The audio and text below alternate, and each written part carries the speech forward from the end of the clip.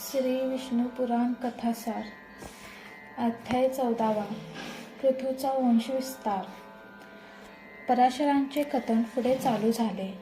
ते म्हणाले, पृथूला अंतर्धान आणि वादी असे 2 पुत्र होते.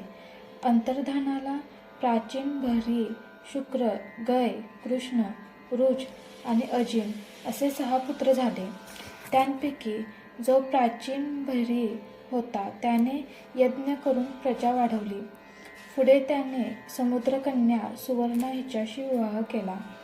तिच्यापासून त्याला 10 पुत्रे झाले. ते सर्वजण प्रचेता या एकाच नावाने प्रसिद्ध आहेत. ते सगळे धनुर्विद्येत निष्णात असून त्यांनी 10,000 वर्षे समुद्रात राहून तपश्चर्या केली. त्यावर मैत्रेयांनी तपश्चर्येमागचा उद्देश विचारला असता पराशर म्हणाले की, प्राचीन बर्ही आपल्या पुत्रांना म्हणाला की, पितामह ब्रह्मदेवांची आपल्याला प्रजेची वृद्धी करावी अशी आज्ञा आहे. त्याप्रमाणे आपण त्यांच्या आज्ञेचे पालन करावयाचे हवे. तेव्हा पुत्राने त्याच्या इच्छेस होकार दिला आणि विचारले की, त्यासाठी आम्ही काय करावे हे सांगा. त्यावर पित्याने सांगितले की, तुम्ही तप करा. आदिपुरुष विष्णू भगवंताची आराधना केल्याने प्राप्त होत नाही असे काहीच नाही. कल्पाच्या आरंभी जेव्हा प्रजापतीला सृष्टी उत्पन्न करावयाची होती तेव्हा त्याने हेच केले होते. म्हणून त्या नित्यनिरंजन देवाची तुम्ही उपासना करा, म्हणजे तुमचा वंश वाढता राहील. असे ऐकल्यावर ते 10ही जण सागरात गेले व चित्त एकाग्र करून तप करू लागले. अशी 10,000 वर्षे लोटली. ते विष्णूची मनोमन प्रार्थना करीत असता ती अशी की, हे परमप्रभो, वाणीचा आणि जगाचा निर्माता तू आहेस, म्हणून तुला आम्ही वंदन करतो.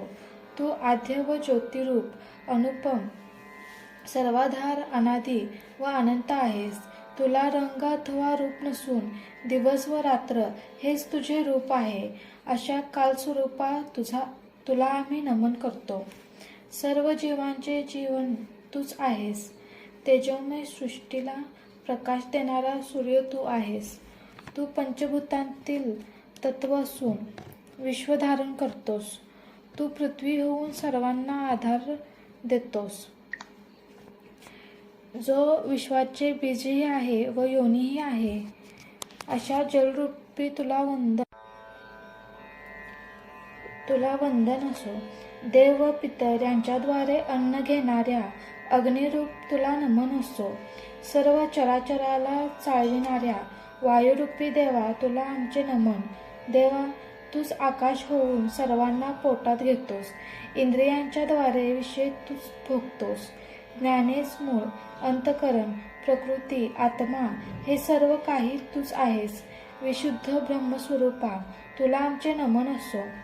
तुझे जे रूप, गुण, तत्वविरहित असे पद आहे त्याला आमचे वंदन असो. अशा स्थितीमध्ये 10,000 वर्षांचा काळ उलटून गेला. मग श्रीहरी त्यांच्या पुढे प्रकट झाला व वर मागा असे बोलला. तेव्हा त्यांनी पित्याची इच्छा सांगताच तसेच होईल असे म्हणून विष्णू गुप्त झाला. अध्याय 15 प्रचेतांचा विवाह, दक्ष जन्म आणि दक्षाचा वंशविस्तार. प्रचेता जेव्हा तपश्चर्येत मग्न होते तेव्हा शासनकर्ता असा कुणी नसल्यामुळे पृथ्वीवर मानवी वस्तीचा नाश होत गेला. त्याचा परिणाम असा झाला की सर्वत्र फार घोर अशी अरण्ये माजली. ती एवढी घनदाट होती की मोकळी हवासुद्धा दुर्मिळ झाली. सूर्यप्रकाश तर पृथ्वीपर्यंत येतच नसे. त्यामुळे प्रजा हतबल झाली व हळूहळू नष्ट होत चालली होती.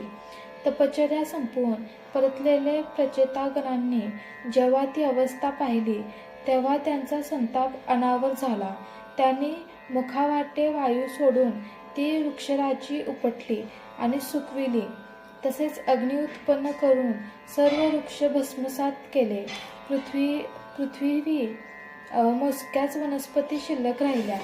तेव्हा वनस्पतींचा पोशिंदा राजा सोम येऊन त्या प्रचेतांचा भेटला व राग आवरण्याची विनंती केली. त्याने असेही सांगितले की मी वृक्षांचे तुमच्याशी सख्य करून देईन. तसेच वृक्षांची पुत्री मारिशा हिचा तुम्ही पत्नी म्हणून स्वीकार करा. हिचे लालन पालन मी केलेले आहे.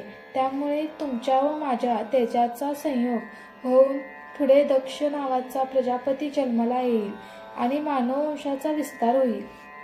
पराशर मुनी पुढे मरीषेची जन्मकहाणी सांगू लागले. ते म्हणाले, पूर्वी कोणे एके काळी कंडू या नावाने एक ऋषी होते.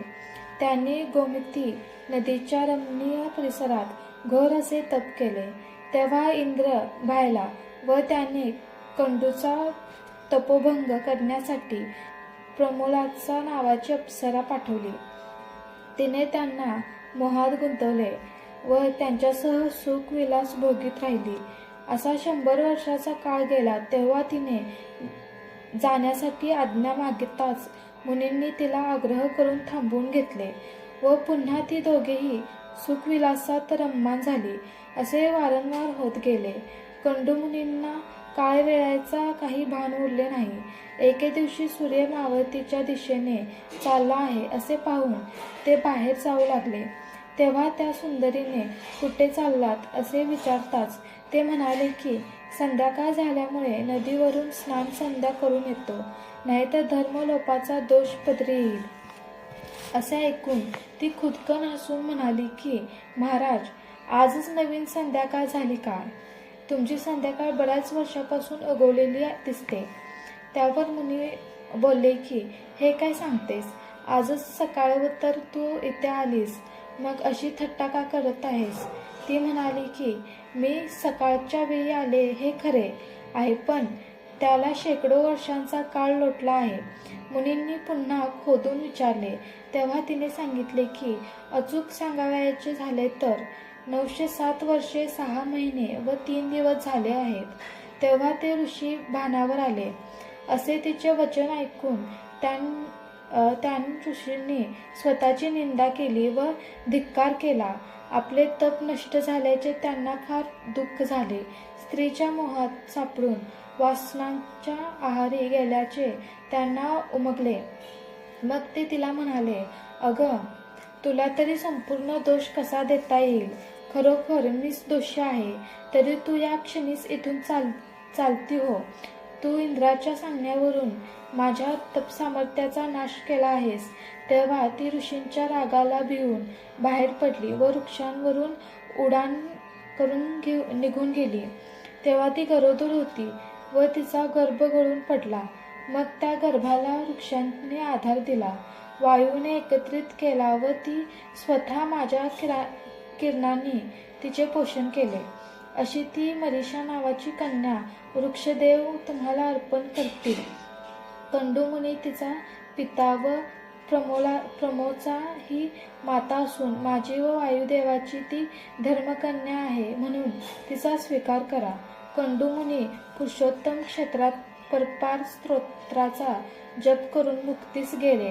ते स्तोत्र असे आहे, पारंपर विष्णुर्पार पारा परम परेभ्या परमार्थरूपी स ब्रह्मपारा पराभूता परा परानामपि पारपारा.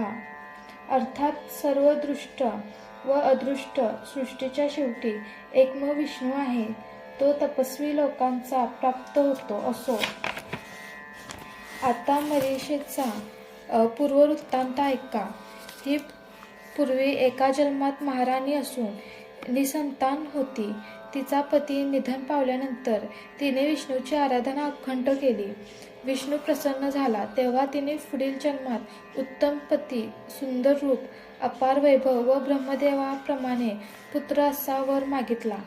विष्णू म्हणाला की तुला एकाच जन्मात 10 पती लाभतील व प्रजापतीसारखा पुत्र होईल. तुझा जन्म अयोनी संभव असेल असा वर देऊन विष्णू गुप्त झाला. असे सोमदेवाचे म्हणणे ऐकल्यावर प्रचेतागण शांत झाले व त्यांनी मरीषेशी विवाह केला. पुढे तिला दक्ष प्रजापती हा पुत्र झाला. तो पूर्वीच्या एका कल्पात ब्रह्मदेवाचा पुत्र होता. नंतर दक्षाने सजीव व निर्जीव तसेच 4 खाणी त्यांची उत्पत्ती केली. मग संकल्पाने त्याने स्त्रियांची निर्मिती केली.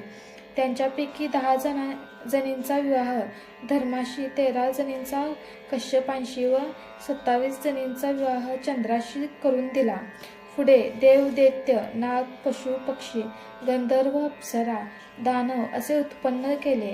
अहो मैत्रेय मुनी, मैथुनी प्रजा, स्त्री व पुरुष यांच्या मिलनातून जन्मणारी दक्षाने निर्माण केली. त्या अगोदर प्रजा केवळ संकल्पातून जन्मत असे. त्यावर मैत्रेयांनी विचारले की दक्षाचा जन्म तर ब्रह्मदेवाच्या उजव्या अंगठ्यापासून झाला असेही मी ऐकले आहे, तर याचा खुलासा कसा? त्यावर पराशरांनी जे सांगितले ते असे की उत्पत्ती व विनाशाचे चक्र चालतच असते. अनेक युगे आणि कल्प फिरून फिरून येत जात असतात. तेच तेच प्राणी पुन्हा पुन्हा जन्मत व मरत असतात. दिव्य दृष्ट असणाऱ्या महात्म्यांना त्यात मुळीच नवल वाटत नसते. दक्षाने जेव्हा प्रजा उत्पन्न करावयाचे ठरविले तेव्हा त्याने मानसिक संकल्पनाने देवी, मानवी, राक्षसी, पाशवी अशी प्रजा निर्माण केली. पण त्या प्रजेची वाढ काही होईना. तेव्हा त्याने मनाशी विचार करून मैथुनी प्रजा निर्माण करावी. नर-मादी संयोगातून असे ठरविले व स्वतः वीरणा प्रजातीची कन्या असिक्ती हिच्याशी विवाह केला. तिच्यापासून 5000 पुत्र जन्मले. पुढे दक्षाच्या कन्यांपासून प्रजा वाढत गेली. ज्याप्रमाणे सूर्याचा उदय व अस्त, ऋतू वगैरे गोष्टी फिरून येत जात असतात, त्याचप्रमाणे सर्व जीव व देव प्रत्येक युगांमध्ये पुन्हा पुन्हा जन्म व मरत असतात. आता कश्यप मुनी व दिती यांच्या वंशाचे वर्णन ऐका. त्यांना हिरण्यकशिपू व हिरण्याक्ष असे 2 मुलगे आणि सिंहिका नावाची एक मुलगी झाली. तिचे लग्न विप्रचिती यांच्याशी झाले. हिरण्यकशिपूला 4 पुत्र झाले.